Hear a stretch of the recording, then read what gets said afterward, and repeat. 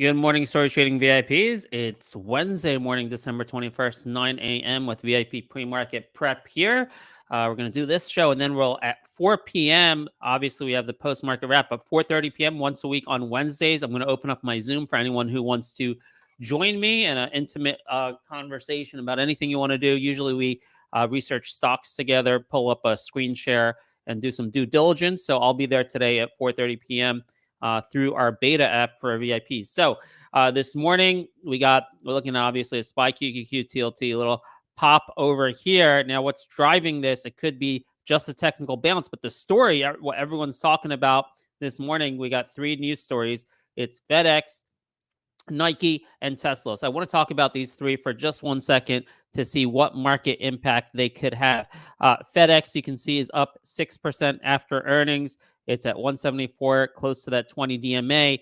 Now, the earnings were good. It was a beat, right? They had better than expected earnings, and the guidance for 2023, good as far as reducing expenses. So the way that they're doing well right now is by cutting expenses. So, yeah, to me, that's not something that will translate over to a market rally. Now, the market may rally for other reasons, but FedEx as the reason for a market rally, I don't think it's there because they still had a lot of macroeconomic warnings talking about global reduction in demand. The quantities of the packages are lower, but they're getting paid more for each one. So there's issues here in terms of the macroeconomic outlook. And the reason it's up again is because they're doing cost cutting. So I don't think that that's something that can rally the market. Now, if you want to play this, you're more than welcome to. I'm personally not playing it at the 20 DMA right here. It could definitely go above it, but that's not something I'm interested in. Nike, better earnings report. They beat on the top and bottom line. So their sales are doing well. They're above this proximal high here of 116.45, or very close to that proximal high of 116.45 of a week or two ago. So Nike looking a lot better than FedEx in terms of demand. Now, I also doubt, though, that this can be a reason to spark a bear market rally because they have some inventory issues, right? And it's a question mark whether they're pushing off this inventory into wholesalers this quarter. So that's part of the reason they did well. But will the wholesalers be able to now sell all this inventory they're picking up from Nike going into a recession? I don't know. All right, so I think that's a question mark. And, perhaps the futures are being bid up because of these two earnings beats from Nike and FedEx. But we'll talk about that in a second. The third story, though, is Tesla. Tesla, man, it's up a little bit, but I don't buy the story here. All the media is trying to push this narrative that Elon Musk is stepping down. If you saw his tweet, I don't really think it's any change compared to what he originally promised. He always promised a new CEO eventually. He finally commented on the poll. The poll gave the impression that he was going to do an about face and find a new CEO immediately rather than eventually. But he came back and responded to that poll, basically saying, no, I'll find the CEO when I find the CEO, when I find someone right. And by the way, even when I find the CEO, I'm still going to be running the software and server teams. So I don't think that's a positive catalyst for Tesla stock that the media is trying to make it out to be. Obviously, Tesla's a big market cap, so if it were to pop like 10%, right, it could be a reason to spark a market rally. But I'm looking at these three events: FedEx, Nike, and Tesla, and I really don't see something that should justify this move. So I think this move is more something that was going to happen anyway, a technical bounce. How far does that technical bounce go? Oh, I don't know, maybe to the 50 DMA, but I continue to be very cautious in the near to intermediate term on SPY QQQ and still saying I think there's a chance of a flash crash sometime in the next few weeks to 250 down to 235. Now, that being said, I also hope we have a rally very often.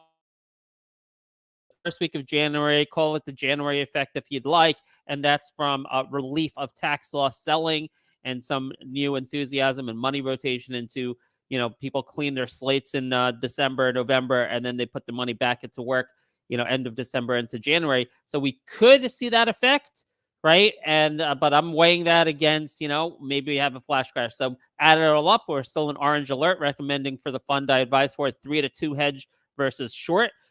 So that's the situation here. And if we get a bear market rally, great. There it is, 386 possibility, and we'll reassess once it reaches that level. RSI is actually relatively low, and QQQ up to 278 possible if this trend continues. But I wouldn't be surprised if this gets sold off and we go down. They really don't know which way it's going to go.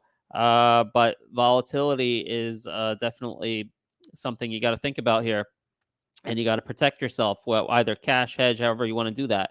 All right, now looking at these individual stocks again, we looked at FedEx, we looked at Nike. Did we look at the? Oh yeah, Nike above that proximal high, looking pretty good. Now Dix, I want to bring to your attention because I thought Dix could be a nice sympathy play off of Nike. You can see Nike is already above that proximal low of a high of 125, and they reached it around the same time. So one could say, hey, retail sales are good, sporting sales are good. Nike, Dix. If you go into a Dix, they sell lots of Nike shoes. Maybe this can make a move back towards 125, and it's very highly shorted. What is the short position? 21% short, and I think that is the reason why it's up this morning in pre-market. People are making that bet right now up against the 50 DMA. So it's a possibility this can squeeze. I caution, however, I don't have high conviction in this because I read the report from Nike, and a lot of their sales, like the good holiday weekend they had, Cyber Friday, like what is it, Black Friday, Cyber Monday, that did really well because of digital sales. They put a big emphasis into their online store and this online like membership program, and that's doing really well. And they talked about that a lot. And that takes away business from Dick's. So that's a word of caution in terms of the sympathy play that's happening right now in the pre-market. Yes, it could fly here. It could move to maybe 117 today. I think that's definitely in the cards for Dick's. But if I play something like this, it's more like a day trade. I'm not going to have the conviction to hold this long because I'm not sure the fundamentals are going to transfer from Nike over to Dick's. And you can see that now pushing 112 here in pre-market. So that's something interesting to look at potentially for a day trade. But, there's some risk there because you don't know the big players involved. Did they see what I see? Right. And they're going to, are they also going to avoid it? You really don't know. So there's definitely risk involved there. You got to manage your risk. All right. Now going to some individual stocks, which follow through from yesterday, which I feel really good about. I held TGB for a swing. Man, I got in at 129. I was averaging up all day, 152 here. You should know the story here. You can go take a look at the news. They got financing, $50 million implied valuation of the company of at least $1 billion. A valuation is now $440 million. So I think this stock can make a move to 175. So that's my swing target over here, 175. And you got your support here at about 150.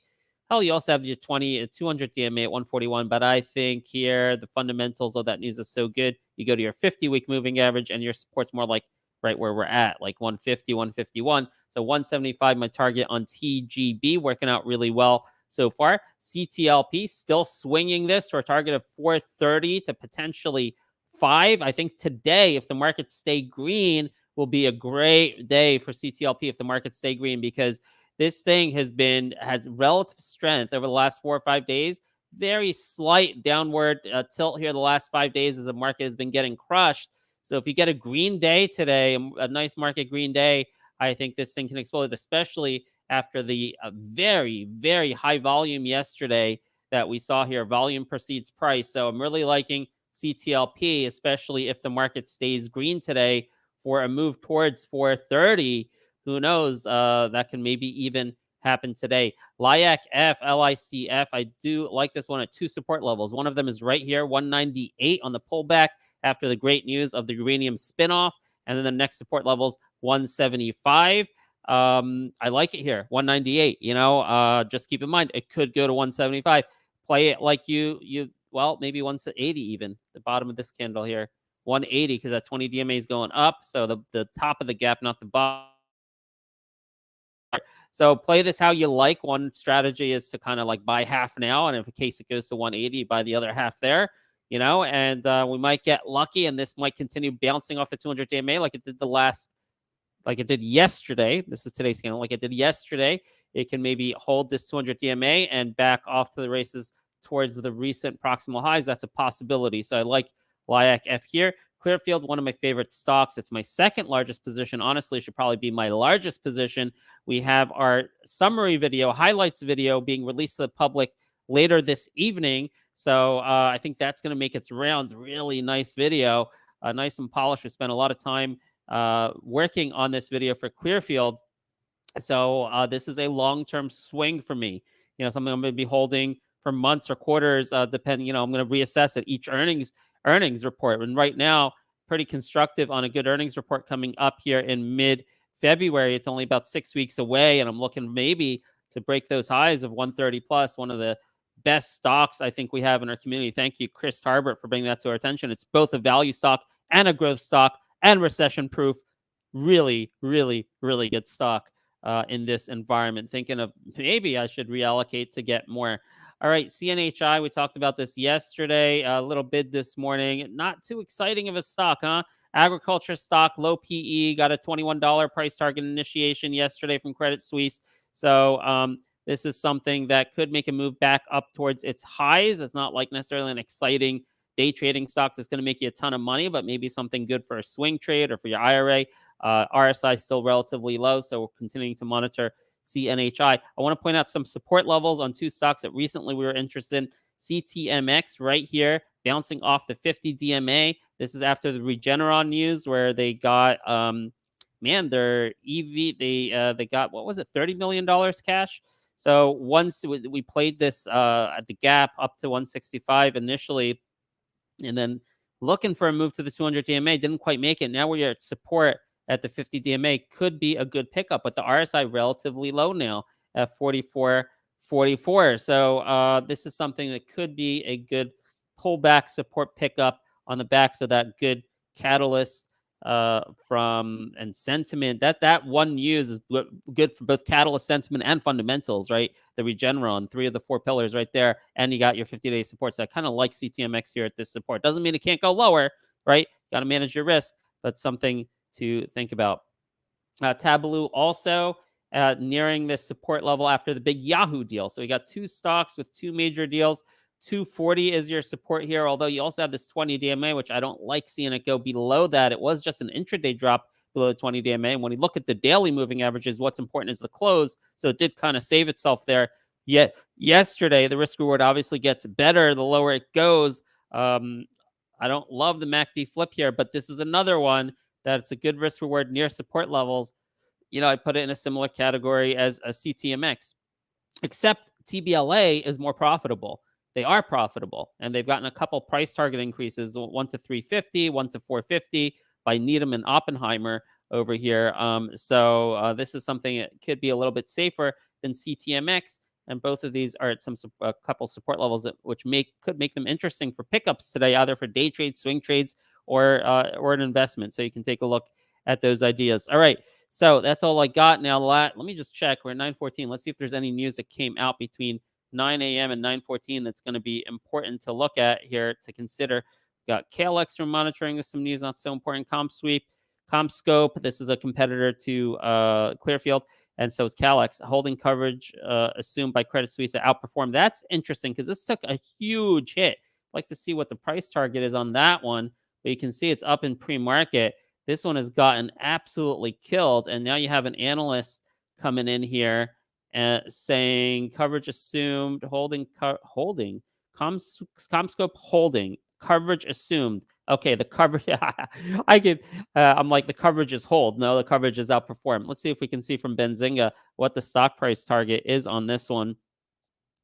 12.21, Credit Suisse, $17 price target, initiating at $17. So that is interesting here. COMM, maybe something to put on watch for today. All right, I'm going to write it down because it's not at the top of my watch list, so I'll have to move that to the top of my watch list so I can monitor it. All right, guys, I hope I gave you some good ideas today. I think I did, with some support levels, possible move in DIX today. Hey, if you want to play Nike, FedEx, stocks like that are great for day trading. If you're great at day trading volatility, I'm not my. All right, and just be careful. Remember, we're still in orange alert, going into a very, very potentially volatile period, both with the potential of a flash crash and the potential for a Christmas to January rally. But I continue to be pretty bearish for 2023, looking for an earnings re-rating on the biggest companies. So, all right, guys, I will see you at 4 p.m. for post-market wrap, and then 4:30 p.m. on Zoom if you'd like to join me. And if you're watching the replay here at 4 p.m., you missed all the opportunities. You missed everything. Everything already happened. So if you'd like to see this live every morning at 9 a.m., be sure to jump on over to StoryTrading.com. You can get a 7-day free trial and try it out. And if you don't like it, you can always cancel. All right, guys, thanks for joining. I will see you in the rooms pretty soon.